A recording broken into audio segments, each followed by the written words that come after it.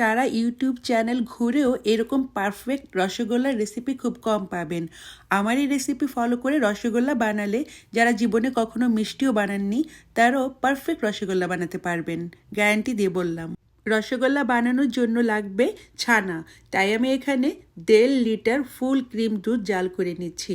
এখন আমি একটা ভিনেগার সলিউশন বানিয়ে নেব ছানা কাটার জন্য, তাই এখানে আমি 4 টেবিল চামচ সাদা ভিনেগার আর দিয়ে দিচ্ছি 3 টেবিল চামচ পানি। এই দুটোকে একসাথে মিক্স করে দিলেই হয়ে গেল ভিনেগার সলিউশন। ছানা বানানোর জন্য দুধটাকে একবার জাল করে নিলেই হবে। যখন দুধে বলক চলে আসবে তখন চুলাটাকে টার্ন অফ করে দিতে হবে। এরপর নেড়ে চেড়ে সামান্য ঠান্ডা করে এই ভিনেগার সলিউশন অল্প অল্প করে দিয়ে ছানা কেটে নিতে হবে। একবারে কিন্তু পুরো ভিনেগার সলিউশনটা দেওয়া যাবে না, অল্প অল্প করে দিয়ে ছানা কেটে নিতে হবে। যখন ছানাটা হয়ে যাবে তখন আমি এটা চুলা থেকে নামিয়ে একটা পরিষ্কার সাদা কাপড় কিংবা চিজ ক্লথে ছানাটা ঢেলে এরপর ঠান্ডা পানি দিয়ে একটু ধুয়ে নিতে হবে।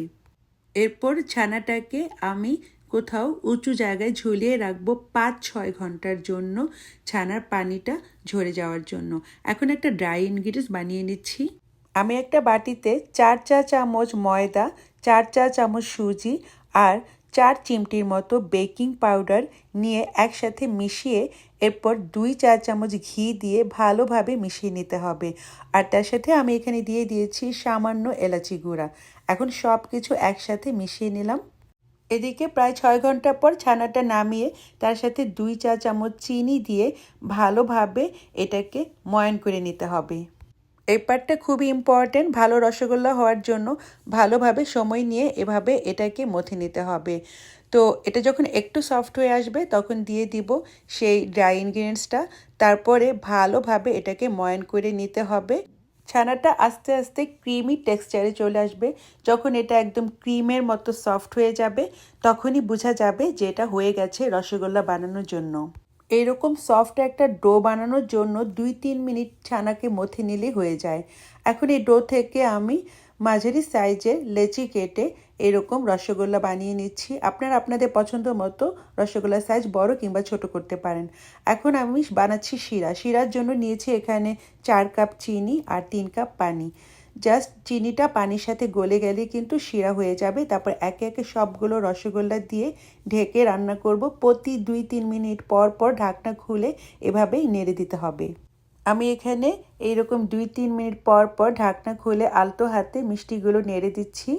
আর এইরকম যখন দেখা যাবে যে শিরাটা একটু ঘন হয়ে আসছে আর এই শিরার বাবলগুলো একটু মোটা মোটা হয়ে আসছে, তখন ফুটন্ত গরম পানি এইরকম চামচের সাথে অল্প অল্প করে দিয়ে আবারও নেড়ে ঢেকে রান্না করব। আবার 2-3 মিনিট পর পর একইভাবে ফুটন্ত গরম পানি এই রসগোল্লার মধ্যে দিয়ে এটাকে জাল করে নিতে হবে। পুরো মিষ্টিটা হতে 20 মিনিটের মতো লাগে। খুবই ইম্পর্টেন্ট টিপস, শিরাটা কখনোই কিন্তু ঘন করা যাবে না, তবে কিন্তু মিষ্টি শক্ত হয়ে যাবে। আমার মিষ্টিগুলো হয়ে গেছে। একটা মিষ্টি উঠিয়ে আমি আঙ্গুলের সাথে প্রেস করলাম, দেখলাম মিষ্টিটা স্পঞ্জি হয়ে গেছে, মিষ্টি হয়ে গেছে। এছাড়াও শিরার নিচের দিকে যদি মিষ্টিগুলো থাকে তবে বোঝা যাবে যে মিষ্টি হয়ে গেছে। রসগোল্লাগুলো সারা রাত শিরায় ভিজিয়ে রাখতে হবে। পরদিন সকালে আমি রসগোল্লাগুলো সার্ভ করে নিলাম। এই রসগোল্লাগুলো অনেক সফট, জুসি আর দেখুন কত মসৃণ হয়েছে, একদম পারফেক্ট মিষ্টির দোকানের রসগোল্লা। আমি সবশেষে দেখিয়ে দিচ্ছি একটা রসগোল্লা প্রেস করে কত জুসি।